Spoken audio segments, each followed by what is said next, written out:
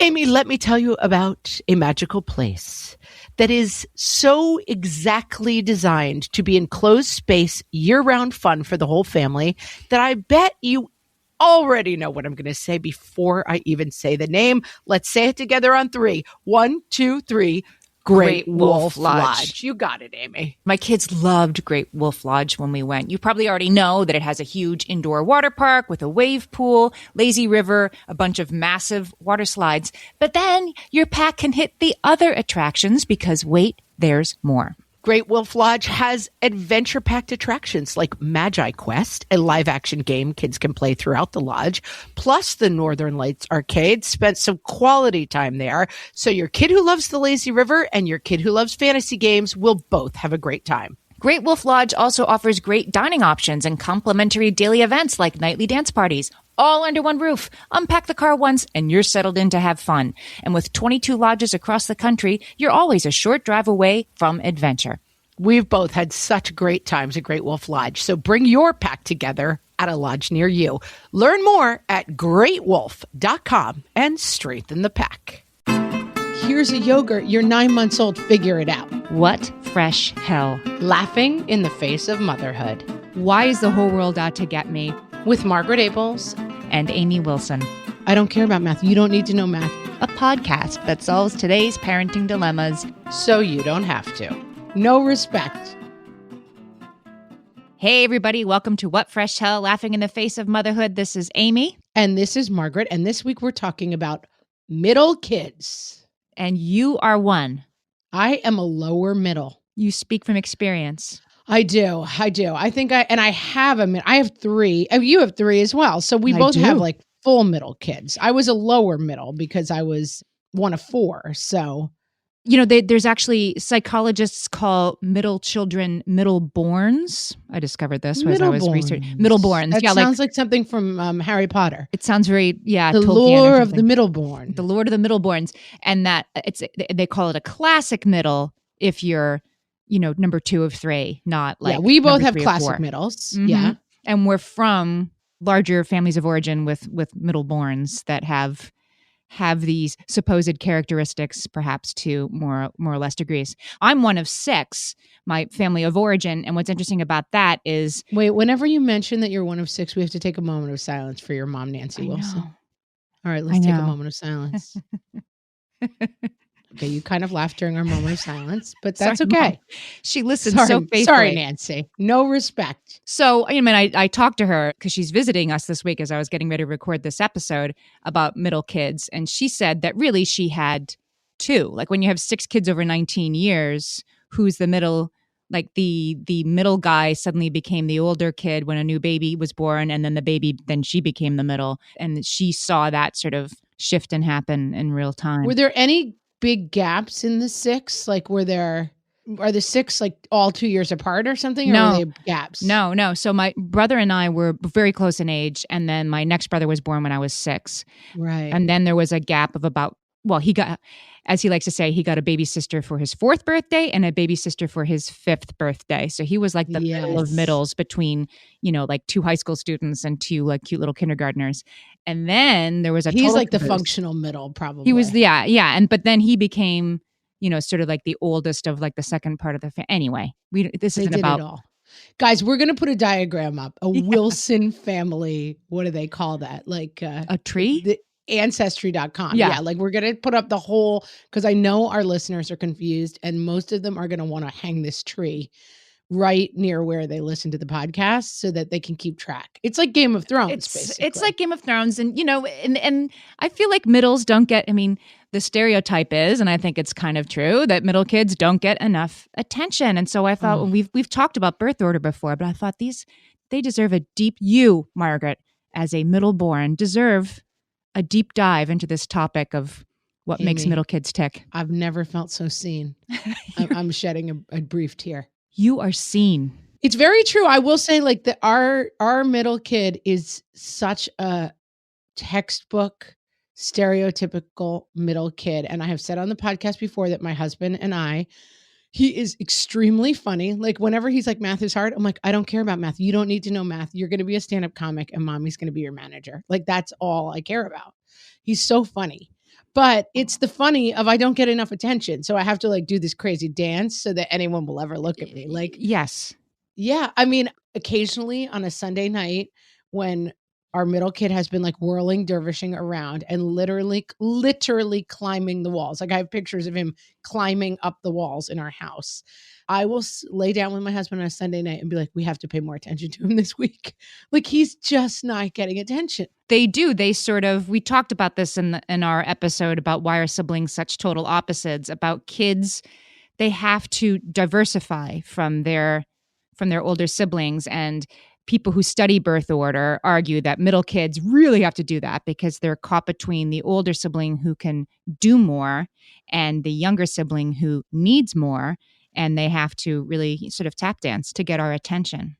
That's viewed as a very negative thing and poor them, but as I did some research, we'll talk about it. Some people say that is not a bad thing. For a change, I thought I'd do some research. Oh, just switch it up, Amy. You are a firstborn child. I am a firstborn. Like, research. Check the boxes. I can do it. And I am a middle child. So I'm like, I'll wing it. It'll be fine. You're the zag to my zig, which is how it goes. We're just first and middle. Mm-hmm. That's the thing. Mm-hmm. All right. Can we go back to the beginning? Like, because it was about 100 years ago, it seems. In 1920, there was an Austrian psychiatrist, Alfred Adler, and he was the first one to sort of put on paper that the middle child feels sandwiched between the oldest and the youngest. You're not wrong, Alfred. Yeah. You're dead, but you're not wrong. He said they are robbed of both privilege and significance in the familial pecking order. All right, Alfred, relax a little bit, but okay. Who are you? Robbed of what now? Robbed of both privilege and significance. Oh, so true. Right? So true. The invisible man. There's a really good article on The Cut about middle children. I'll put the link up on our show notes for this episode on whatfreshhellpodcast.com. It's written by a guy, Adam Sternberg. He is a middle child. And he says that being a middle child is not something you aspire to. It's something that happens to you.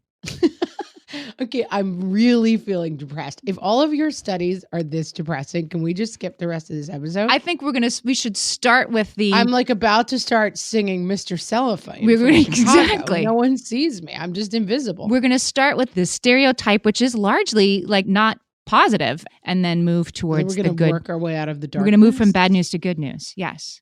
All right. Yes. Because it's so far that I'm just feeling like I'm getting hammered here. There's a Adam Sternberg calls it ambient neglect that middleborns grow up under.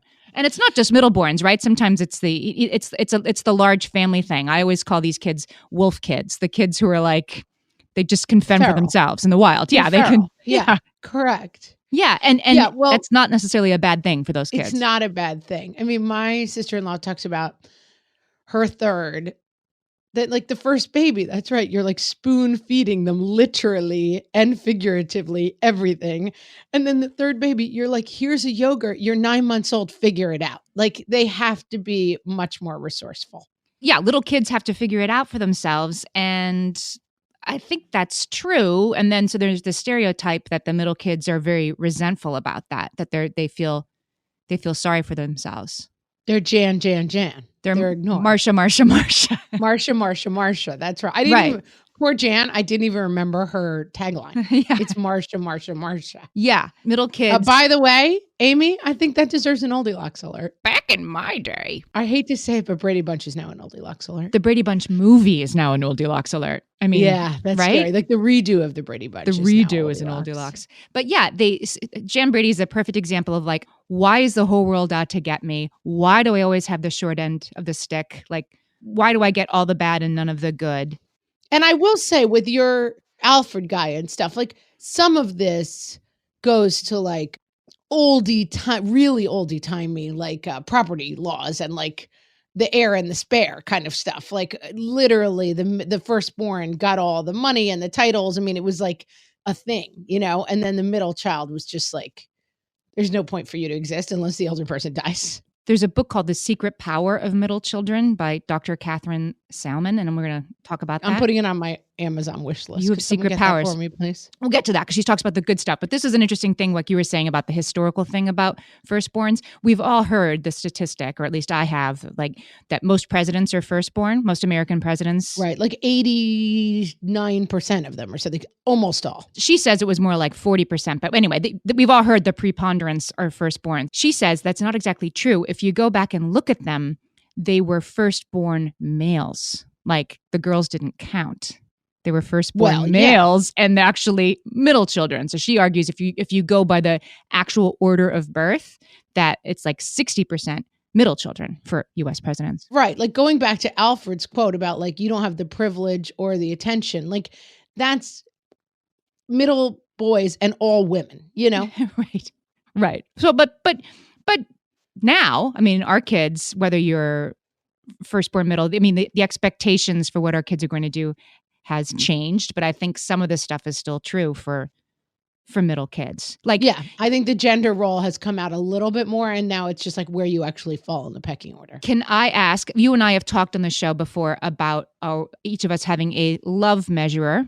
I have like a present counter, love measurer, fairness advisor, right? Really, really just watching the line at all times. Is that your middle child? I don't see a huge amount of love measure in him, but he is, in a very hilarious way, a hoarder.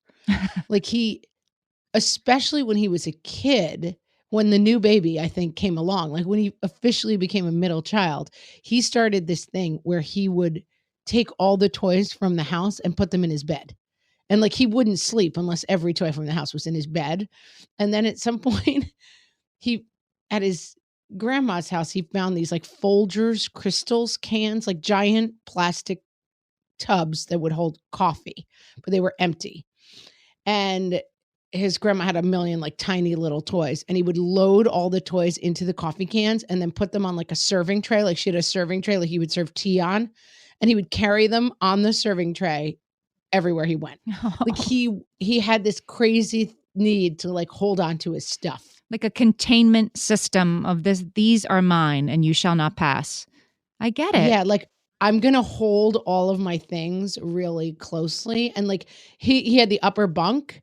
And so I just basically ignored it. Like everything from the house was up in the upper bunk. And one time I went to clean it out because, I mean, it was crazy. Like I left him alone because I was like, it's your thing, whatever. But he would find little nooks. Like he would burrow in like a squirrel in the winter to like go to sleep. But it was piles of stuff. Aww. And I went to clean it out at some point because it had gotten just out of control. And I was like, it's going to get moldy in there, whatever's in his little hobbit house up there.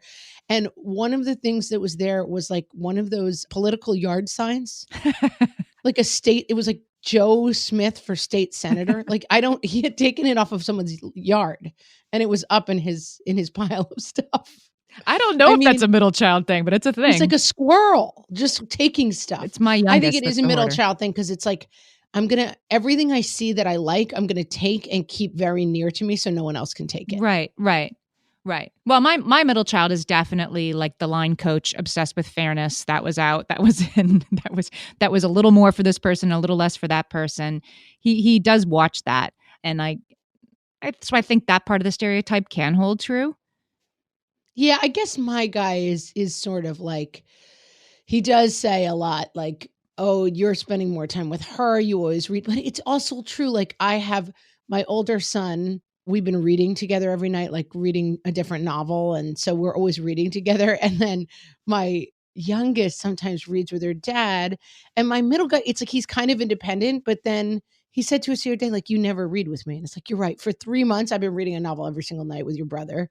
And your dad's been reading with your sister. But like, you just seem independent. So we let you do it by yourself. Right. But he's basically not that independent. He's just ignored. I mean, he'll probably grow up to be more independent, and that's a good thing. But in the moment, maybe they are being kind of misunderstood and ignored. And like, I think some of this is true. Can I read you a study, which I think is fascinating? I know you want to. As we end talking about the negative parts. So there was a study, yes. City College of New York.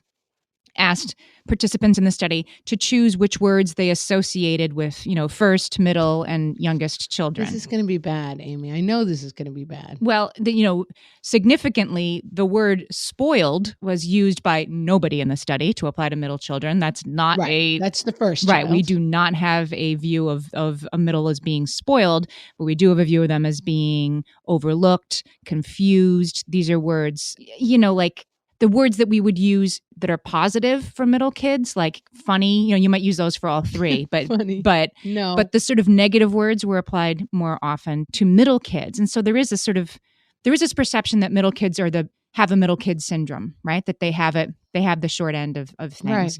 And okay. that may or may not be actually true. Like you can argue that just like, okay, I'm a Virgo and Virgos are perfectionists, so I'm going to start acting really perfectionist-y because I'm a Virgo, that middle children, if we expect them to be fairness obsessed and lacking in confidence, then that's what we'll create in those kids. So we have to be careful of the stereotype. Be careful of the self-fulfilling prophecy. Exactly. All right. We've said a lot of terrible things about middle children, and I'm starting to get very resentful. I have a whole bunch of things about middle kids that are true that you probably haven't heard and aren't part of the stereotype. How do you feel about that? We're coming back. We're coming back with positives, guys. Watch this. For some of us, tax season is one of the only times that we look at our finances fully. And once it's over, well, that was terrible. And it is completely understandable not to want to think about it for another whole year. But using Monarch and being intentional with your finances in an ongoing way helps you see where your money is going and how you can put your refund to best use. We are here to tell you, simplify your finances with Monarch. Monarch is the all-in-one personal finance tool designed to make your life easier. It brings your entire financial life, budgeting, accounts and investments, net worth, and future planning together in one dashboard on your phone or laptop. Feel aware and in control of your finances this tax season and get 50% off your Monarch subscription with code FRESH. As you know, my husband and I are preparing to send, 3 kids off to college, and I cannot tell you how helpful Monarch has been in showing us our full financial picture, helping us to track our spending and reach important savings milestones. Our weekly meeting, Amy, it's now run by Monarch. Love it. Achieve your financial goals for good with Monarch, the all-in-one tool that makes money management simple. Use code FRESH at monarch.com for half off your first year. That's 50% off at monarch.com, code FRESH. You're listening to this podcast, so I know you've got a curious mind. Here's a helpful fact you may not know yet. Drivers who switch and save with Progressive save over $900 on average. Pop over to progressive.com, answer some questions, and you'll get a quick quote with discounts that are easy to come by. In fact, 99% of their auto customers earn at least one discount. Visit progressive.com and see if you can enjoy a little cash back. Progressive Casualty Insurance Company and Affiliates. National average 12-month savings of $946 by new customers surveyed who saved with Progressive between June 2024 and May 2025. Potential savings will vary. Amy, we're back, and I want to hear something good about middle children. Okay, so even 100 years ago, the guy, Dr. Adler, who sort of put a name to the middle child syndrome, he suggested, even 100 years ago, that because middleborns aren't the recipients of excessive expectation, like a first kid would be, or excessive attention, like a lastborn might be, he said that middleborns are uniquely poised to succeed. Huh. Because this whole middle child syndrome is sort of predicated on the idea that not getting enough attention from your parents is a terrible thing or even a negative thing. Oh, I agree with that. And there are some completely. Psychologists who would argue, I mean, we're not talking about neglect, but we're talking about this sort of, benign neglect, ambient neglect that Adam Sternberg called it, that actually can be a positive thing for your kid to grow up with. For sure. And I want to just step back a little bit from this conversation and just take a moment to say that all of this stuff is a little tweet. All of this stuff is a little bit like we're putting a very fine point on something that is not universal, and you could get through your entire life without knowing any of these things. We're just at the point of the conversation where we're like, hey, is there any insight to be gained from birth order? We've talked about it before and we think there is, but none of these things are hard and fast and destiny, The last time we talked about birth order, we spent a lot of time talking about, this is way back in episode 6. Oh my gosh. We talked guys, about go way birth back order. to the beginning. Yeah, way back when. And I looked at our notes from that, and we actually had stuff that we went through to talk about, like, okay, how to help your middle child. Like, make sure there's pictures of your middle kid around the house and not just the first kid back when you had I still haven't done energy that for the since episode 6. When we did talk about sort of like, oh, here's how to give the middle kid a little bit more attention. But I thought this was interesting looking into this, that there are some ways that middle kids really benefit from the focus not being on them in the house 100% of the time. My mom was a therapist, and she talked a lot and studied a lot about birth order. And there's a lot of interesting stuff about it, but it's also one of those things that, like, it is what it is. So trying to fix, none of this is an implication that you should try to fix your middle child being the middle child and change your entire outlook so that this changes. It's about like, are there ways to like zhuzh this a little bit and switch it up a little bit and play against some of the deep grooves of this? It's not about you have to stop doing these things because it damages middle children. Not at all. But some of it's really about stop viewing being the middle kid as unrelentlessly negative, because it's not. I mean, I am a classic middle kid, just like my kid is a middle kid, and I like all my middle kidness. My tap dancey desperate need for attention by trying to be funny. Hey, it got me a podcast. What can I say? Worked out well for me. So middle kids are more likely to innovate and create than firstborns or lastborns. Right. I mean, I think the firstborn thing of like, we always joke about it in our family. My oldest brother is a lawyer, got married at 23, went to an Ivy League school, had 4 kids right away, bought a house. And his 3 younger siblings were like, hey, thanks, man. Like, way to take the pressure off. Like, he did everything that is expected of a functional child by the time he was 25. And it did afford some breathing room for me when I was driving around the country in a van putting on comedy shows until I was 30. Right.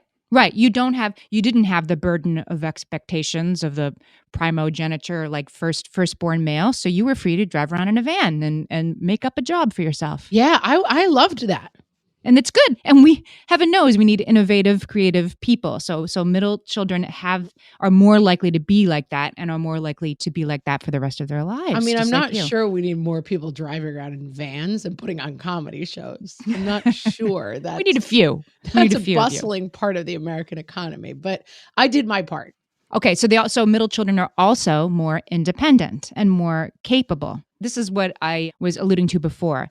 Lindsay Dodgson wrote an article for Business Insider, and she pointed out that this was a really good point. This whole theory that middle kids are starved for attention is based on the idea that a lack of attention is a bad thing.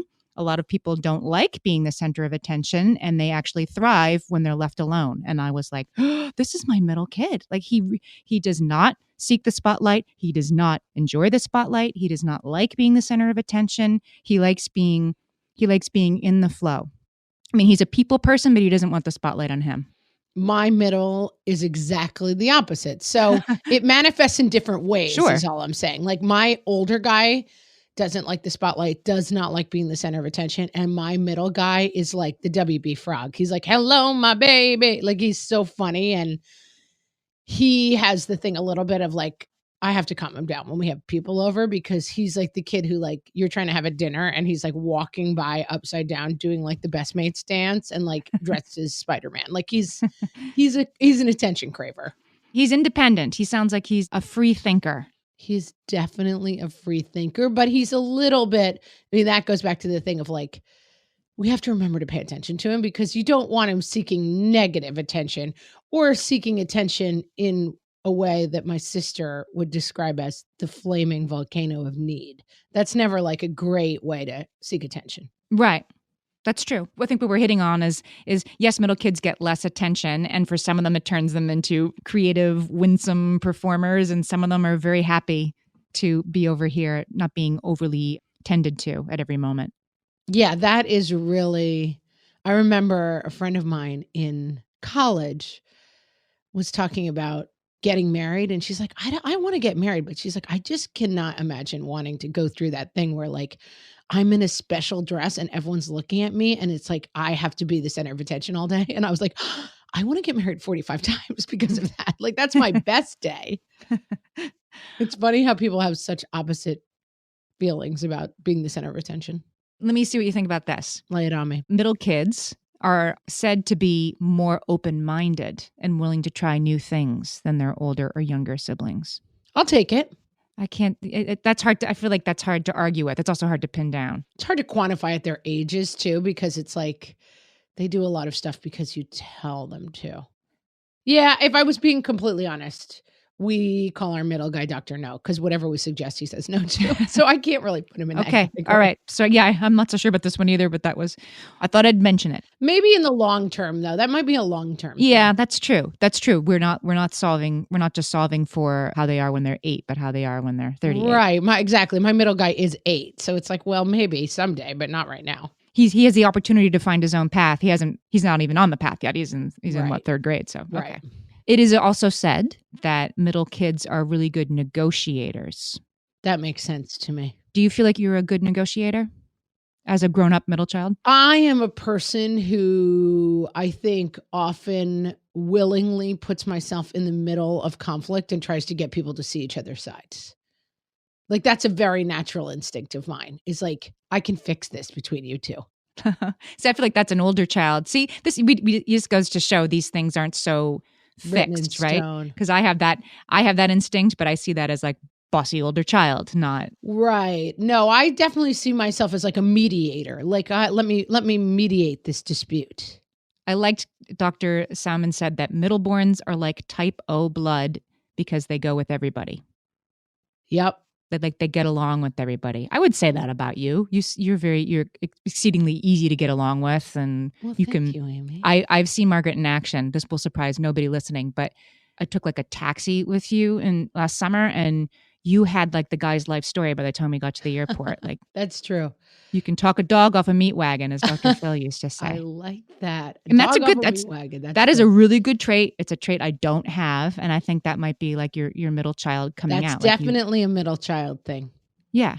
I think also, though, part of the middle child, and this I do see with my middle guy, the sort of flip side negative is like, you take it upon yourself to make sure everybody's happy. Like, I find that sometimes with my middle guy, and it worries me a little bit that like, his older brother's freaking out about something, or like I'm upset with the little one because she's moving too slow. And he's like, he either starts doing something funny, like he puts himself emotionally, like he like jumps in front of emotional trains, if that makes sense. Like when there's conflict or like stuff going wrong, he tends to be like, literally, I have seen him when there is conflict in our house, like suddenly start dancing around and doing a funny dance. Like he takes it upon himself that he has to be the person to solve conflict. That's really interesting. It can be good, but it can be bad, like it's not your job to like keep everybody happy, And I will say, like, I think we have a fairly low conflict house. So it doesn't come up that much. And I don't think it's that damaging, but for people I know who grew up in like high conflict houses, and this I think is worth noting, growing up in a low conflict house, the roles sometimes are less defined. If you grow up in a high conflict house, people I know who have either had like a tragedy in the house or had a parent who was an alcoholic or struggled, or there was an abusive person in the house, their family roles tend to get much more defined and calcified. That's interesting. Because their family roles, it's so important to play the right role because you're constantly trying to keep things on balance and keep things safe. That's interesting. Right. They're sort of hardened by conflict and correct. Locked in place. That's it. They're like, they're formed in the kiln of conflict and they're like very hardened. Yeah. Are you ready for another middle child trait potentially? Lay it on me. Middle children are said to be less parent-oriented than they are sibling-oriented and friend-oriented. So there was a study. They asked 400 undergraduates about their family relationships, and they were asked, like, if you were going through a certain type of problem, who would you turn to for help, your parents or your siblings? And the firstborns and the lastborns said they would turn to their parents first, and the middleborns said they would turn to their siblings first.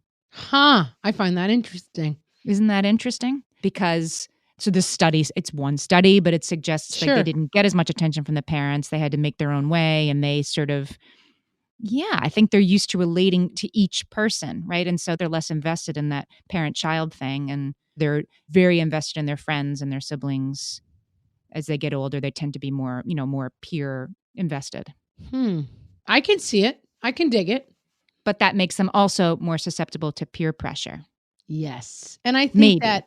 that's a double thing. It's the thing of like maybe not feeling as much the center of attention and like looking elsewhere for needs that's interesting. It goes together.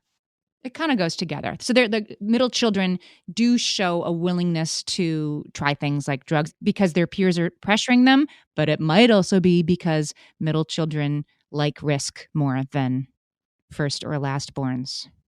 Interesting. Another study, they asked like different people about how they would play the lottery, and what are the odds of this and what are the odds of that. And they found that middleborns will choose more risky alternatives in life. It doesn't really matter what type of risk. They like risk more. And my middle child is definitely like the one who likes to ski the fastest and to, whatever, the biggest roller coaster. He's sort of an adventure seeker in that way, like a daredevil.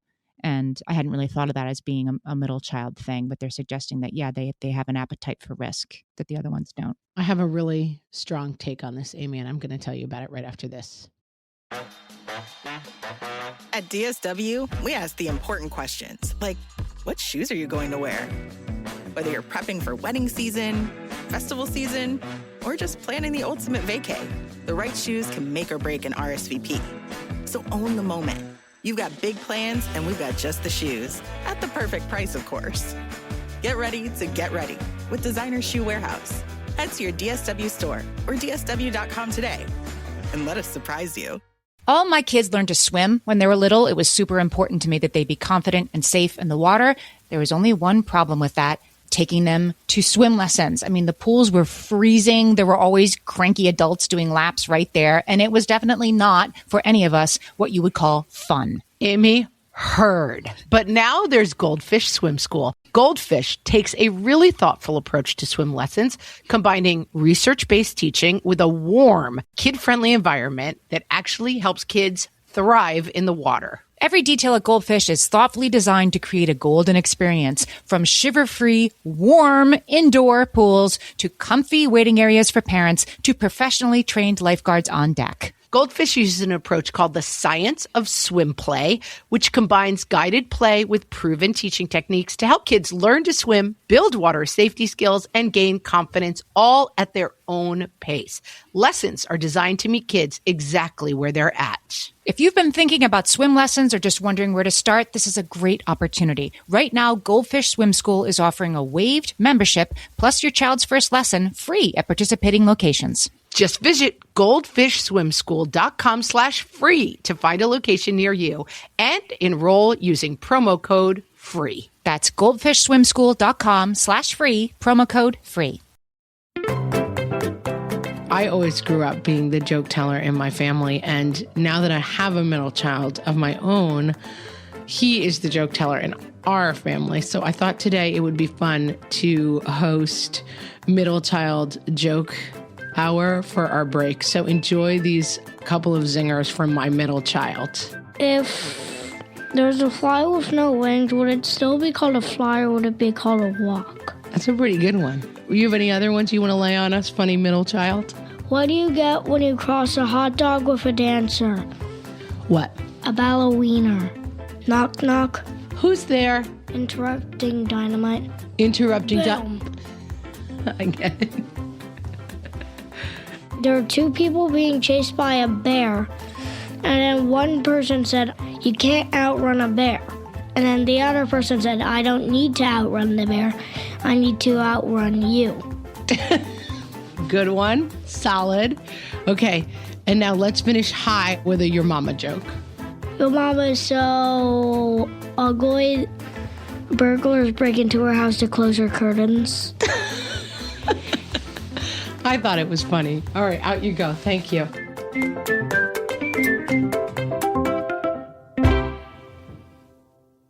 Amy, we talked about this when we were talking about birth order. And I think for me, this was so true for me, being the like risk taker, being the whatever, nonconformist in my family. And we talked about it, and we haven't like given name to it in this episode as much, which is, you said it earlier, but I think it's a really interesting thing to highlight. Defining yourself in opposition to your other siblings. Yeah. So my brother, as discussed, was like, I mean, if you looked up first child in the dictionary, like his picture is there, like straight A student, like Joe accomplishment bot, like, I mean, super bright and, you know, a great person, but like very by the book and checked every single box. And my sister, who was the oldest girl, similarly was like very, very good student, kind of like another very by the book, like accomplished person. And then I think I just really had it strongly of like, I'm not, there's no more room in that spot in the family. So I'm going to be the wacky family member, you know, and I didn't get as good grades. And I mean, it's kind of become a joke in my family now that like, I was like the black sheep of my family, and I got like B grades and went to an Ivy League school. Like it's kind of ridiculous that I was the black sheep, but like I definitely did like, oh my God, try a cigarette in high school. You know, like I was a wild woman, but it compared to my brother and sister, like the fact that I had a red streak in my hair was like Armageddon, you know? So what you're saying, which is interesting, I hadn't really thought of it this way, that yes, I totally agree that the second sibling will often define themselves like in opposite directions of the first. And the first, because of parental attention and expectations, is probably not going to be the biggest risk taker. They're going to play it safe because their parents didn't let them trip and fall on the playground and eat sand and do the things that the second kid did. Right. So by definition, the first kid is probably not going to be a risk taker, which means by definition, if you're going to zigzag and go in another direction, that's the direction to go in. Right. And it's not so conscious. And no, it's not conscious at all. It does become like the story. I remember I also went to the same schools as my siblings, and like every school was like, oh, you're their sister. Like, and then I do feel like there was a lot of comparison all the time. Like, oh, you know, you're not as good a reader or whatever it was. I mean, it wasn't that on the nose, you know what I mean? But that's an area I do think like leaning out makes some sense. And I do find myself saying to my kids a lot, because I think I'm sensitive to this subject, like people are good at different things. And Yeah. like kids this age, especially my kids are elementary school, and they have two cousins and they get together and it's a lot of like, oh my gosh, like I throw a ball better than you. And I'm always like, yep, people are really good at different things. I have a kid who struggles academically in a lot of areas, but can tell you what date something happened on 2 years ago. Like he'll be like, oh, that was Tuesday, the 11th or whatever. And then we go back and look at the calendar and there it is, you know, like kids are different, kids' brains work in different ways and they're good at different things, and trying not to make it like you're the smart one and you're not the smart one, or like you're the smart one and you're the funny one. Like lean out from those kind of definitions because very quickly they become self-fulfilling. Absolutely. Right. Exactly. As would be assuming that being your middle kid is feeling sorry for herself or has less confidence, assuming that out of the gate, when you can also look at it as my middle kid is going to be more resilient, more of a peacemaker, more creative, more independent. These are all good things. But do you want to hear something kind of sad about middle children? Yes, but I want to say one more thing about that first. Okay, go ahead. I think we tend to be like, don't let other people define your kids. It is going to happen. I grew up and it was like my brother John, smart John, and I was crazy Meg. Like, you don't walk around to people and say like, don't say that in front of my kids because we're not defining them. You're not going to be able to control labels getting put on your kids. It happens in school. It happens in families. All you're going to do is try to lean out from it and stress other definitions in your house. Makes sense. Don't make it your job to run around and tell other people not to define. Oh, your no, kids. no. But you can, it's checking yourself. Like for me, thinking about my middle kid, it's like, okay, I'm going to lean into everything that's positive about being a middle kid that I've considered now, instead of, oh, the poor one who doesn't get enough attention. I'm going to look at all these positive things and I'm going to see those first when I look at my middle kid, instead of, oh, geez, am I letting this kid down somehow? Yes, because exactly. it's going to affect things. This is fascinating. I think middle children there's fewer and fewer of them. Yes, that makes sense. Because in the 70s, the typical family unit was 4 kids or more. 40% of mothers had 4 or more children by the time they were done having kids. Yeah. Today, a lot of children, ladies. Yeah. Today, 2/3 of mothers have 1 or 2 children. Yeah, when I lived in LA, I had 3 kids in 4 years, and I would go to the playground and people are like, oh, I was the only person with 3 kids. It's just so funny. Like the world has changed, you know? It's changed. And so like literally this demographic is getting really narrow. The middle child is disappearing. And with that, it's interesting. With that, are we going to lose the people who are the most innovative, the most creative, the most resilient, the most laid back, the most funny? You know, these are all really, really good things. You're going to miss us. You said mean things about us, but you're going to miss us when we're gone. Exactly. We're going to miss Jan-Brady when she's gone. And like Lisa Simpson. Lisa Simpson to me is like the perfect example of a middle child. I refuse to call The Simpsons an Oldilocks alert, although it might be. Well, it's still on, but yeah. I mean, everybody knows Lisa Simpson. It's borderline. Lisa Simpson would be like 38 years old, I think, if she was a person instead of a cartoon character. But here, when I look at these positive things we've talked about, the middle kids have, I'm like, oh, that's Lisa Simpson. Like, yes, she is exasperated at her older brother a lot of the time, but that's not the most interesting thing about her or the most salient feature about her. It's her drive to connect and innovate, and we all need more Lisa Simpsons. Play in the world. Saxophone. She plays the saxophone. That's right. She zigs and zags. But the irony is that all these good things about middle kids come from parents paying less attention, not more attention. It's interesting. Isn't that interesting? I definitely have given people the advice, although it's not really good advice. It's never good to advise people to have another child as a solution to anything. But sometimes I see people who are so anxious around their kids, and I'm like, I think you should have another kid. Like, you will not have the bandwidth to completely smother that child for the rest of their life if you have more, and I think it is kind of like a lost art. The thing of like, my grandmother was one of 13. Like, there's only so much you can worry about 13 children, Right. That's a lot of middleborns. That's 11 middleborns right there. Like, yeah, you can't possibly worry about 13 kids in the same way. And I do think that the cause of my life is like, let's all pay less attention to our kids. It's funny hosting a podcast that is about thinking more about children, but like, my takeaway is always like less attention is better. And I don't know. Maybe you just pay less attention to the first and the second. Right. If we could parent all our kids like we do the middles, then maybe we'd be better off. Can I leave you with an Adam Sternberg, himself a middle child, quote? I thought this was really good. I hope it is. I want to end on a positive note. This is highly abused by this episode. This is very positive. He's advocating for the middleborn, should not disappear from the face of the earth. He says, if the middle child has to work harder to find a way to shine, then we all benefit from those efforts. If the middle child is more likely to take risks, those risks might reward us all. Thanks, middle children.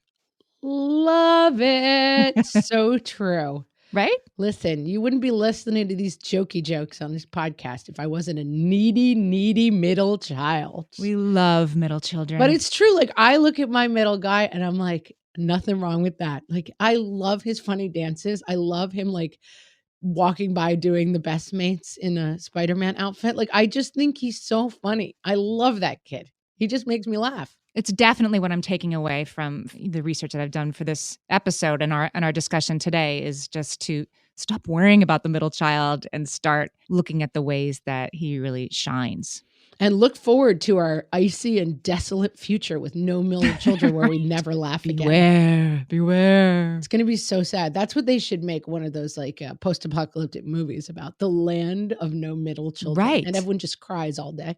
Okay, so we want to know about your middle children and why you think they're awesome. And there's so many ways you can tell us. You can go to our Facebook page and group, the Facebook page is What Fresh Hell Cast. And the Facebook group, you can find that on the Facebook page, right? Yeah. Just go to our Facebook page and then come join the group, because I have to say, the Facebook group is the Facebook page. We talk to you, but the Facebook group, everybody can talk to each other, and it's so great. It's been really fun. We just started it like a couple weeks ago, and it's great to see what's happening there. People are like helping each other out, giving each other suggestions. It's fabulous. It's really fun. Yeah. And we're also on Instagram at WhatFreshHellCast. We have some good conversations on there too.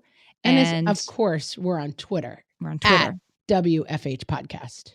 And I'm going to put up the links to the studies about middle kids and the book that I mentioned. They'll all be up on our website, which is whatfreshhellpodcast.com. Guys, come find us wherever we are and do me a favor.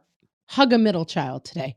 Find a middle child and give them some love. Just walk around and ask everybody, are you a middleborn? It won't be weird. I know it sounds weird, but it won't be weird. Especially if you're in a big metropolitan area. Just ask everyone you meet, are you a middle child? And if they say yes, just hug them. If you say, are you a classic middle? And if they say yes, hug them twice. And if you get arrested, please don't call us. It's not our fault. Okay, I think that's it. I think that's really good advice. We'll talk to you next week, guys.